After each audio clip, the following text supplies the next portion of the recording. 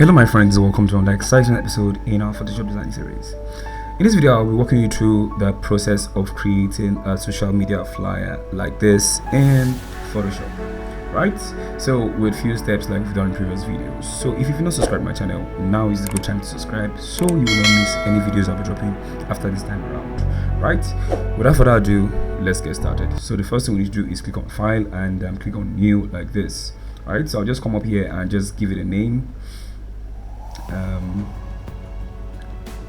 Highlight this and I'm just going to give it a name, social media flyer, right? And of course resolution 300, 5x5, it stays in inches, and every other thing here stays the same basically. So click on create. Now when you open Photoshop, you are greeted with this interface, and I'm just going to make adjustment to my foreground color, which this is the color code. All right, so click OK, and the background color I will use something close to the foreground color. Select this, and I'm just going to use my eyedropper to move to this part here. Right, so this is the color code. You can copy it and use the same thing too. Right, so moving forward, click on this solid color. Right, so I'm just going to use the foreground color, click on another layer and hide that color. All right, so the first thing I'm going to do is go over to our resource file,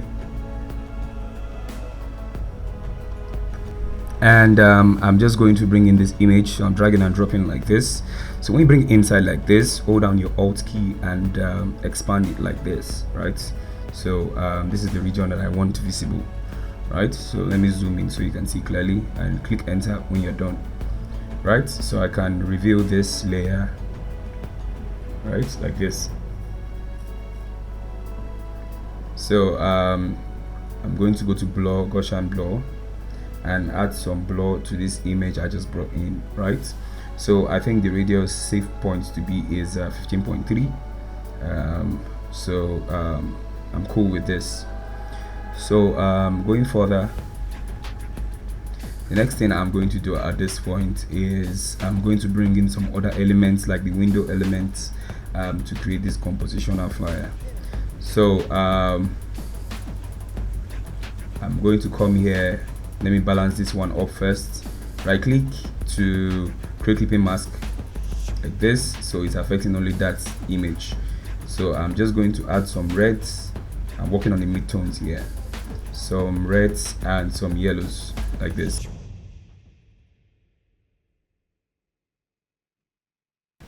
So I'm just going to switch up the highlights like this, and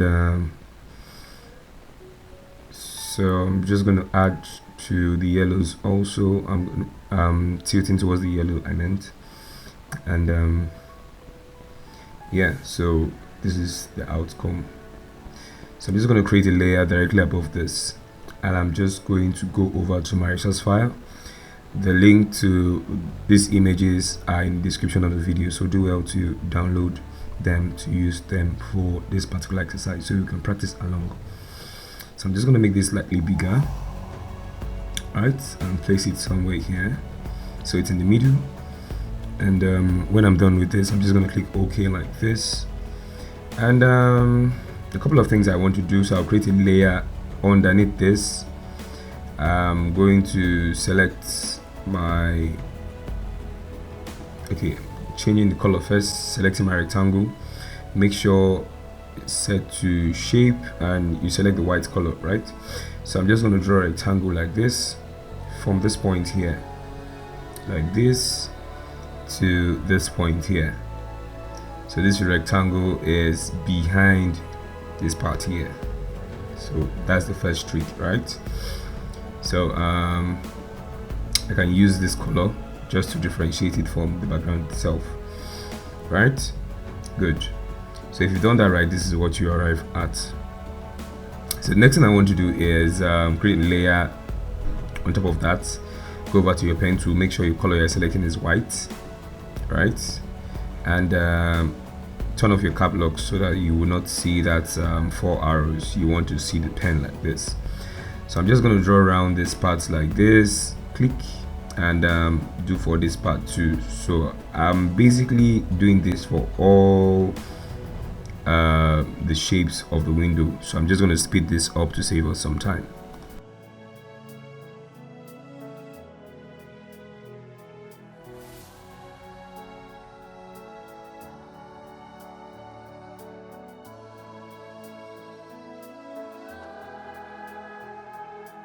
Okay, so there you go. I've completed the whole spaces. So I'm going to select this one, right click and click on merge shapes, so everything becomes one singular shape like this, right? So when you do that, double click on the thumbnail, and you want to use this color. Let's see, let's just stay around white, right? Let's just stay around white. All right, I'm just going to use white for this. So the next thing I'm going to do is go over and bring in this image. Make sure it's directly on top of that first rectangle we had. All right, that's on top of the shapes that we just created, but on top of the rectangle. So what you want to do is position this well in place and click enter, right? So right click and click on create clipping mask. Make sure it's clipped to the rectangle like this, right? So this creates an illusion that you have a window, an open window, and you have a city outside, cityscape outside like this. All right, great. So that's the whole concept. And a couple of things I want to do to this image: probably reduce the opacity. It depends on where this design takes me to. I'm going to add blur to it first, so that it doesn't take all your attention from the main composition itself. It's very, very important, right? So reduce the opacity maybe a bit. I might bring this up back later on. I want to change this to white, or use this color here and click OK like this. Okay, great. And selecting the window now this time, not the frame. Yeah, the window frame. Select these three, and what you want to do is click on this to group them, or press Ctrl G to group them. So I'm just going to name this window like this, and that's by the way. Create a mask on it. So what you want to do at this point is go over to your brush and turn off your caps lock so you can see your brush like this.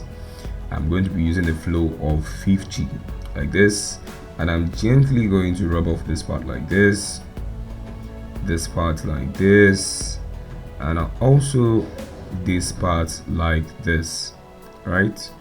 Great. So just so it blends well with the composition itself, right? So I'm just going to turn up the opacity of this window like this. I think not too much. 86 is a good place to stay, so I'll just leave this at 86 like this. Okay, so moving on, the next thing I would go and do is let's see. Okay, good, we're good to go just here. Let me see. Okay, this is perfect. Okay, so close this up and create an adjustment layer here, color balance. Right click on it to clip it on this window. That's the layer, and I'm just going to add some yellows, add some reds to the midtones, and to the shadows also. I'm just going to go towards the red like this, and this is what you have out of this, right? Great. Okay, so going over to my resource file, I'm going to bring in the image of this happy guy. Yeah, happy, smiling, excited guy.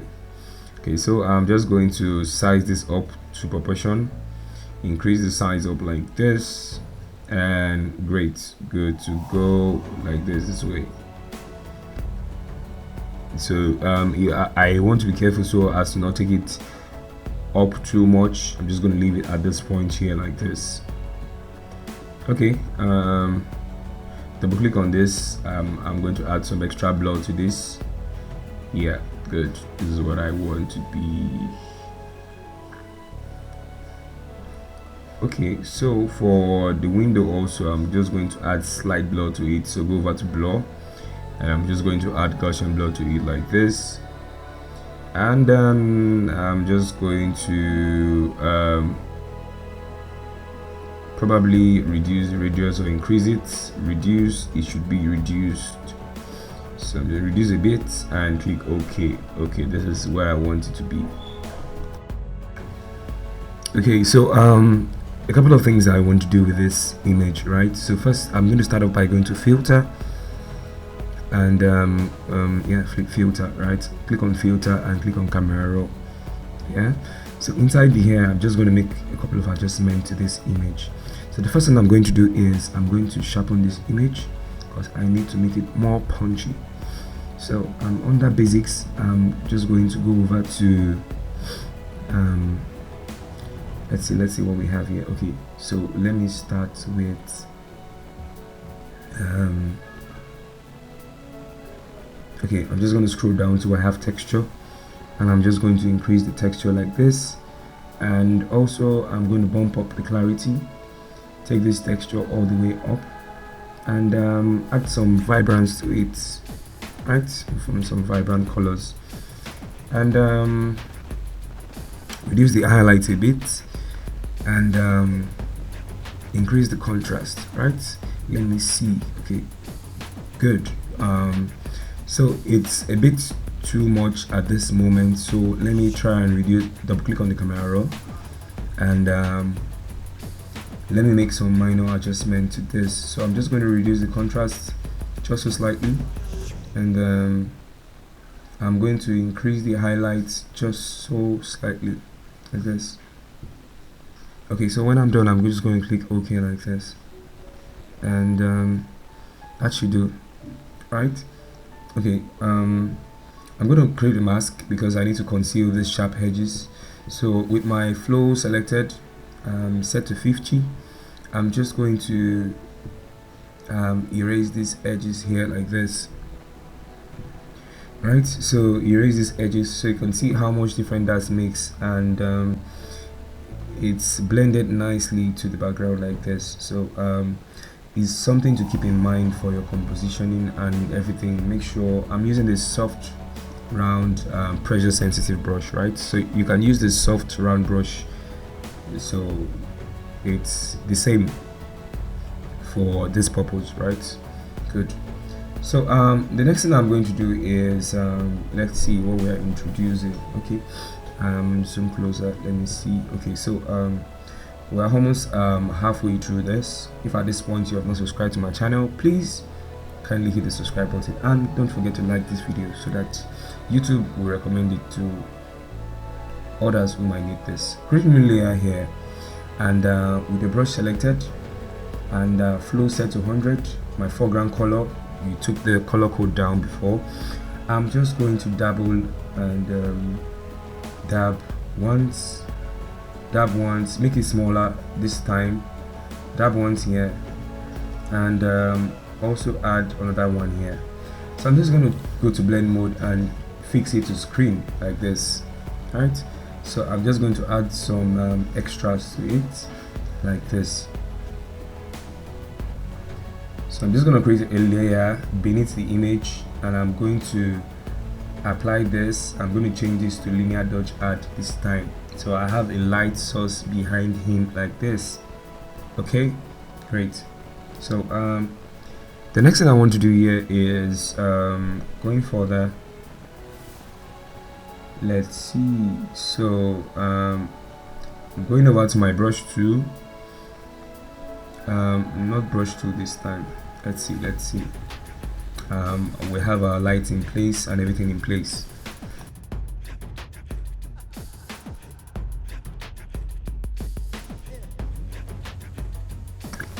Okay, so basically what I'm going to do now is I'm going to add some other elements to this composition, right? So I'm just going to go over to where I have my resource file and bring in, double click on this. It's actually a PSD file. PSD means for Photoshop document. So when you double click, it opens up in Photoshop. Click on this arrow, and this is what we're going to be using. So select this one, tag number 1, click and drag to this point here like this. Alright, great. So what you want to do is Ctrl T and make this smaller like this, and flip it horizontal and rotate it like this. Alright, great. You can make it slightly bigger, not too big, Good. So I'm just going to make two copies of this. Ctrl J for the first one. I'm going to make this first one smaller. Bring this one here to this point here like this. Flip horizontal so it's facing this direction. You want to make this smaller this way like this, and make a duplicate copy of this. Ctrl J again and flip this horizontally, and I'm just going to drag and drop this one here like this. And what you want to do is make this one just slightly small like this and click enter. Right, so when you do this, what you want to do is select this and select this third one here. Okay, select this third one here and press Ctrl G to group them. So what you want to name this love.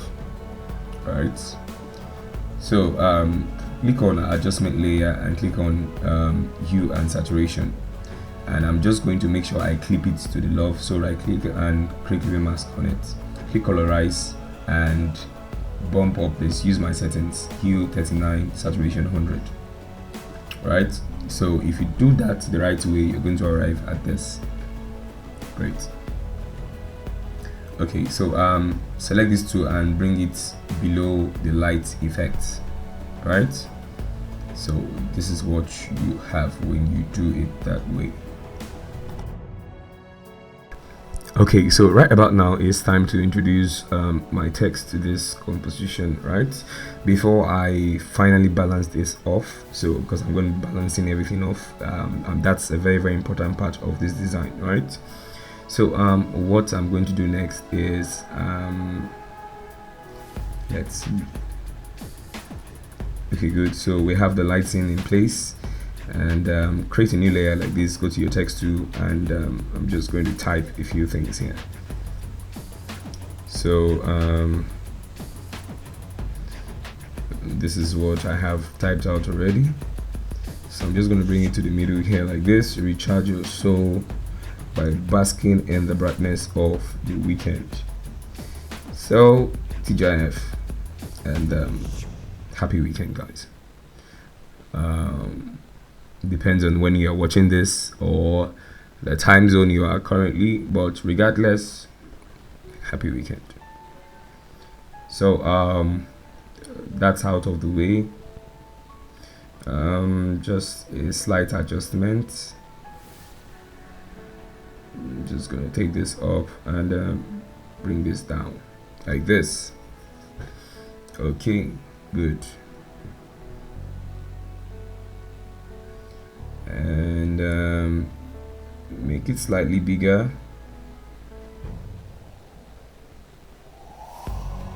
Yeah, move it slightly to the right. Okay, so I'm just going to select this one. I'm going to create a curve adjustment layer here. I'm going to clip it to what we have existing already, and I'm just going to move it down like this, just a little bit, to add a bit of contrast to that background. Right, so there you go. Right, nicely done. So I'm going over to the topmost layer, and I'm going to create I think I'm going to create a new layer here, or I'm going to make a snapshot of the entire let me see what needs to be done. So I'm going to make a snapshot. Control Shift Alt plus E does this. Control Shift Alt plus E. Right, so I'm just going to be making these changes here. On the shadows, I'm going towards the yellow, just like this. Good. And yeah, great, good to go. So this is before and this is after. Right, so you see why it's very good to color balance your image at the end of the day, or color balance your designs at the end of the day, your compositions, so that everything is, all the colors are working together as one. right? So it takes a lot of practice to get to this point, but then it's worth it. All right, guys, if you've enjoyed this video, make sure you click the like button first, and make sure if you've not subscribed, you subscribe to the channel. I'll be seeing you in the next video. Love you all.